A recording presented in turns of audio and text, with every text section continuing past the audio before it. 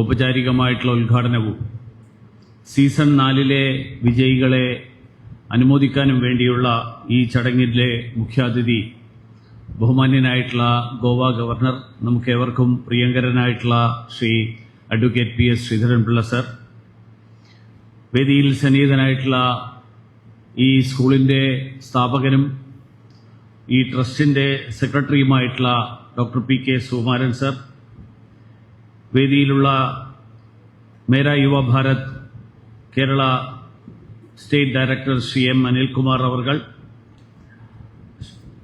ഈ പരിപാടിക്ക് സ്വാഗതം ആശംസിച്ച MGM മോഡൽ സ്കൂളിൻ്റെ പ്രിൻസിപ്പൽ ഡോക്ടർ പൂജ എസ്, വേദിയിൽ സന്നിഹിതനായിട്ടുള്ള അനർട്ടിന്റെ മുൻ ഡയറക്ടർ ഡോക്ടർ എം ജയരാജ് അവർകൾ,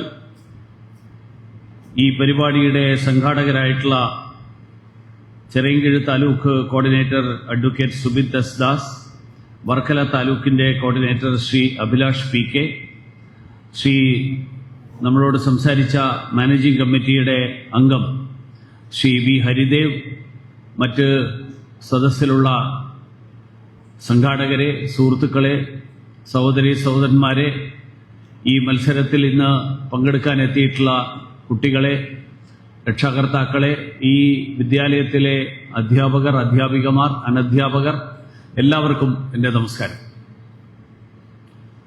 മൻ കി ബാത്തിനെ അധികരിച്ചുകൊണ്ട് കഴിഞ്ഞ 2 വർഷങ്ങളായി മേരാ യുവ ഭാരതും ഗ്ലോബൽ ഗിവേഴ്സ് ഫൗണ്ടേഷനും സംയുക്തമായി സംഘടിപ്പിക്കുന്ന ടാലന്റ് ഹണ്ടിന്റെ 5ാം സീസണിലാണ് നമ്മളിപ്പോൾ എത്തി നിൽക്കുന്നത്. മൻ കി ബാത്തിനെ കുറിച്ച് എനിക്ക് മുൻപ് സംസാരിച്ച എല്ലാ പ്രമുഖ വ്യക്തികളും നിരവധി കാര്യങ്ങൾ സൂചിപ്പിച്ചു. ഞാൻ മൻ കി ബാത്തിനെ വിലയിരുത്തുമ്പോൾ എനിക്ക് തോന്നിയിട്ടുള്ള കാര്യം, മൻ കി ബാത്ത് നമ്മുടെ തലമുറയെ, നമ്മുടെ യുവാക്കളെ, നമ്മുടെ ജനങ്ങളെ ദേശീയോദ്ഗ്രഥനത്തിന്റെ പ്രായോഗിക തലത്തിലേക്ക് കൊണ്ടുവരുന്നു എന്നുള്ളതാണ്. നമ്മളെല്ലാവരും ഈ നാട്, ഇന്ത്യ എന്നുള്ള നാടിനെ മാതൃഭൂമി എന്നുള്ള നിലയിൽ, അതിൻ്റെ മക്കൾ എന്നുള്ള നിലയിൽ നമ്മളെല്ലാവരും സഹോദരി സഹോദരന്മാരാണെന്ന് സ്കൂളിൽ പ്രതിജ്ഞയെടുത്തിട്ടുള്ള ആളുകളാണ് ഇവിടെ ഇരിക്കുന്ന മുഴുവൻ ആളുകൾ. അതത് നമ്മളൊക്കെ സ്കൂളിൽ പഠിച്ചിരുന്ന കാലത്ത്. പക്ഷേ ഇന്ത്യയുടെ ഐക്യത്തെക്കുറിച്ച്, ഇന്ത്യയുടെ അഖണ്ഡതയെക്കുറിച്ച്, ഇന്ത്യയുടെ ഏകാത്മതയെക്കുറിച്ച്, അതിനെക്കുറിച്ച് നമുക്ക് സ്വയം മനസ്സിലാക്കാനുള്ള അവസരം അപൂർവമായിട്ട് മാത്രമേ ഉണ്ടാവാറുള്ളൂ. ഇന്ത്യ മുഴുവൻ യാത്ര ചെയ്തെത്താൻ പ്രായോഗികമായിട്ട് എല്ലാവർക്കും സാധിക്കുന്ന ഒരു കാര്യമല്ല. പക്ഷേ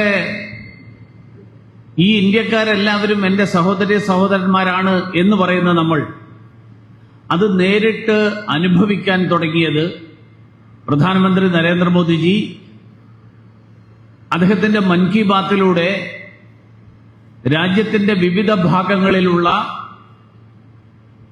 നമ്മുടെ തന്നെ സഹോദരി സഹോദരന്മാർ ചെയ്തുകൊണ്ടിരിക്കുന്ന സ്തുത്യർഹമായിട്ടുള്ള കാര്യങ്ങൾ, അഭിനന്ദനാർഹമായിട്ടുള്ള കാര്യങ്ങൾ, അനുകരണീയമായിട്ടുള്ള കാര്യങ്ങൾ, ആ കാര്യങ്ങൾ സൂചിപ്പിച്ചപ്പോഴാണ്.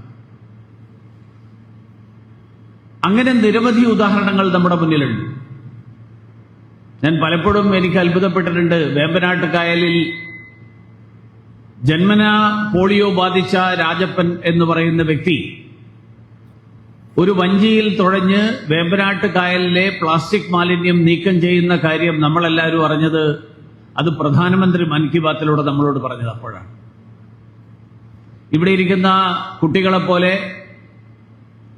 11ാം ക്ലാസ്സിൽ പഠിക്കുന്ന ശ്രദ്ധ നായർ എന്ന് പറയുന്ന കാസർഗോഡ് ജില്ലയിലെ ഒരു പെൺകുട്ടി ഖാദിയുടെ ഉപയോഗത്തെക്കുറിച്ചും മൺപാത്ര വ്യവസായത്തെക്കുറിച്ചുമൊക്കെ പ്രധാനമന്ത്രിക്ക് കത്തെഴുതി അതിലുള്ള പ്രവർത്തനങ്ങൾ നടക്കുന്നു, അതിനു വേണ്ടിയിട്ട് ആ കുട്ടി പരിശ്രമിക്കുന്നു എന്ന് 2015 പ്രധാനമന്ത്രി പറഞ്ഞപ്പോഴാണ് അങ്ങനെ 11ാം ക്ലാസ്സിൽ പഠിക്കുന്ന ഒരു കുട്ടി നമ്മുടെ നാട്ടിൽ ഇങ്ങനെ പ്രവർത്തിക്കുന്നു എന്ന് നമ്മളെല്ലാവരും അറിഞ്ഞു. ആ നിലയിൽ നമുക്ക് അനുകരിക്കാൻ പറ്റുന്ന, നമുക്ക് പ്രേരണ നൽകുന്ന നിരവധി ഉദാഹരണങ്ങളും സംഭവങ്ങളുമാണ് പ്രധാനമന്ത്രി നമ്മുടെ മുന്നിൽ അവതരിപ്പിക്കുന്നത്. മൻ കി ബാത്തിന്റെ ഈ ടാലന്റ് ഹണ്ട് നടക്കുമ്പോൾ ഈ ടാലന്റ് ഹണ്ടും ഒരർത്ഥത്തിൽ നമുക്കെല്ലാവർക്കും പ്രേരണ തരുന്നതാണ്. ഇതിനു മുൻപുള്ള കഴിഞ്ഞ ദിവസങ്ങളിൽ നിരവധി പ്രമുഖരായിട്ടുള്ള വ്യക്തികൾ ഈ ടാലന്റ് ഹണ്ടിന്റെ ഭാഗമായിട്ടുള്ള പരിപാടികളിൽ മുഖ്യ അതിഥികളായിട്ട് വന്നു. തിരുവനന്തപുരത്ത് ഒരു പരിപാടിയിൽ എത്തിയത് ആന്ധ്രാപ്രദേശിൽ നിന്നുള്ള കേന്ദ്രമന്ത്രിയായിട്ടുള്ള ശ്രീ ചന്ദ്രശേഖർ പെമ്മസാനിയാണ്. അദ്ദേഹം ഗുണ്ടൂരിലെ കോളേജിൽ MBBS കഴിഞ്ഞ്, അത് കഴിഞ്ഞ് അമേരിക്കയിൽ പോയി അദ്ദേഹം പോസ്റ്റ് ഗ്രാജുവേഷൻ ചെയ്തു. അത് കഴിഞ്ഞ് US അദ്ദേഹം എൻട്രൻസ് കോച്ചിങ്ങിന് തയ്യാറെടുക്കുന്നവർക്ക് വേണ്ടിയിട്ടുള്ള ആപ്പുകൾ, അതിനു വേണ്ടിയിട്ടുള്ള ഇൻസ്റ്റിറ്റ്യൂട്ട് ആരംഭിച്ച് ഒരു സാധാരണ തെലുഗു മീഡിയം സ്കൂളിൽ പഠിച്ച് US അവിടുത്തെ വിദ്യാർത്ഥികളുടെ എൻട്രൻസ് എക്സാമിനേഷന് വേണ്ടി സഹായിക്കുന്ന ആപ്പ് ഡെവലപ്പ് ചെയ്യുക, അതിനു വേണ്ടിയിട്ടുള്ള സ്ഥാപനം തുടങ്ങുക. അങ്ങനെയുള്ള ഒരു വ്യക്തി പ്രധാനമന്ത്രി നരേന്ദ്രമോദിജിയുടെ മന്ത്രിസഭയുടെ ഭാഗമായിട്ട് മാറി എന്നുള്ളത്, അങ്ങനെയുള്ള ഒരാളുടെ പ്രവർത്തനത്തെ അറിയാൻ നമ്മുടെ കുട്ടികൾക്ക് അവസരം കിട്ടിയത് അദ്ദേഹം ഈ പരിപാടിയിൽ വന്നപ്പോഴാണ്. ഒരാഴ്ച മുമ്പ്, 2 ആഴ്ച മുമ്പ് നമ്മുടെ കേന്ദ്ര ടെക്സ്റ്റൈൽ വകുപ്പിന്റെയും വിദേശകാര്യ വകുപ്പിന്റെയും ഒക്കെ സഹമന്ത്രിയായിട്ട് പ്രവർത്തിക്കുന്ന ശ്രീ പവിത്ര മാർഗരേറ്റ, അദ്ദേഹം അസാം സ്വദേശിയാണ്. അദ്ദേഹം വന്നപ്പോഴാണ് കുട്ടികൾക്ക് എല്ലാവർക്കും മനസ്സിലായത് അദ്ദേഹം വെറും കേന്ദ്രമന്ത്രിയല്ല, അദ്ദേഹം ആസാമീസ് ഭാഷയിലെ വലിയ അഭിനേതാവാണ്, ചലച്ചിത്ര നടനാണ്, അദ്ദേഹം എഴുത്തുകാരനാണ്, അദ്ദേഹം കവിതാ രചന നടത്തുന്ന ആളാണ്, തിരക്കഥാകൃത്താണ്. അതേ പരമ്പരയുടെ തുടർച്ച എന്നുള്ള നിലയിൽ ഇന്നിവിടെ നമ്മുടെ മുഖ്യാതിഥിയായിട്ട് എത്തിയിട്ടുള്ളത് ബഹുമാന്യനായിട്ടുള്ള ഗോവയുടെ ഗവർണർ ശ്രീ ശ്രീധരൻപിള്ള സാറാണ്. നമ്മുടെ ഗവർണർമാർ എന്ന് പറയുന്ന ഭരണഘടനാ പദവി, ആ പദവി വഹിക്കുന്നതിന് ഭരണഘടനയിൽ യോഗ്യതയൊന്നും പറഞ്ഞിട്ടില്ല. ഇന്ന കഴിവുകളുള്ള, ഇന്ന വിദ്യാഭ്യാസമുള്ള ആളുകളായിരിക്കണം എന്ന് പറഞ്ഞിട്ടില്ല. പക്ഷേ ഗോവ ഗവർണർ ശ്രീധരൻപിള്ള സാർ, അദ്ദേഹം വ്യക്തിമുദ്ര പതിപ്പിച്ചിട്ടുള്ളത് നമുക്കെല്ലാവർക്കും അറിയാം, അദ്ദേഹത്തിന്റെ രചനകളിലൂടെയാണ്. അദ്ദേഹം ഇവിടെ വന്ന് ഇറങ്ങിയപ്പോൾ ആദ്യം തന്നെ എന്റെ കയ്യിൽ തന്ന 2 പുസ്തകം. ഞാൻ ആ പുസ്തകം എന്താണെന്ന് എനിക്ക് മറിച്ചു നോക്കാൻ കിട്ടിയില്ല, ഇങ്ങ് കയറി വരുന്ന വഴിയായി. ഇപ്പൊ ഇവിടെ എത്തിയപ്പോൾ എന്നോട് പറഞ്ഞു, അടിയന്തരാവസ്ഥയെക്കുറിച്ചുള്ള എന്റെ ഏറ്റവും ഒടുവിലത്തെ 2 പുസ്തകങ്ങളാണ് തന്നത്. ഒരുപക്ഷെ അതുകൊണ്ടായിരിക്കണം വേദിയിലും അദ്ദേഹത്തിന് ഉപഹാരം നൽകിയതും പുസ്തകങ്ങളാണ് ഉപഹാരം നൽകിയത്. കാരണം എഴുത്ത്, വായന എന്നൊക്കെ പറയുന്നത് നമ്മളെല്ലാവരും നമ്മുടെ പ്രായത്തിന്റെ, നമ്മുടെ അറിവിന്റെ അനുസരിച്ച് നമുക്ക് പല കാര്യങ്ങൾ നമ്മൾ ആർജിക്കും. പക്ഷേ നമ്മളുടെ സ്വന്തം അനുഭവത്തിൽ നിന്ന് ആർജിക്കുന്നതിൽ നിന്ന് അപ്പുറത്തേക്കുള്ള അനുഭവം, ആ അനുഭവം നമുക്ക് ആർജിക്കാനും അതനുസരിച്ചിട്ടുള്ള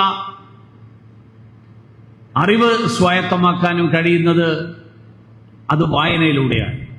ആ വായന ഉണ്ടാകണമെങ്കിൽ ആ വായനക്ക് കാരണക്കാരായിട്ടുള്ള, ആ വായന നമുക്ക് നൽകുന്ന, അത് പ്രദാനം ചെയ്യുന്ന എഴുത്ത്, രചനകൾ, ആ രചനകൾ നടത്തുന്ന ഒരു ഗവർണർ, അങ്ങനെ ഒരു ഗവർണറാണ് ഇന്ന് നമ്മുടെ മുന്നിൽ നമുക്ക് മാർഗനിർദ്ദേശം നൽകാൻ, ഈ പരിപാടിയുടെ ഉദ്ഘാടനം നടത്താൻ എത്തിയിട്ടുള്ളത് എന്നുള്ളത് ഞാൻ നേരത്തെ പറഞ്ഞ പ്രധാനമന്ത്രി നരേന്ദ്രമോദിജി നമ്മുടെ മുന്നിൽ അവതരിപ്പിക്കുന്ന നിരവധി ഉദാഹരണങ്ങൾ, ആ ഉദാഹരണങ്ങളിലൂടെ നമുക്ക് ലഭിക്കേണ്ട പ്രേരണ, നമുക്ക് അനുകരിക്കാവുന്ന മാതൃകകൾ, ആ മാതൃകകളുടെ ഒരു തുടർച്ചയായിട്ടാണ് ഞാൻ ഇന്നത്തെ ഈ പരിപാടിയിലെ മുഖ്യാതിഥിയുടെ സാന്നിധ്യത്തെയും കാണുന്നത്.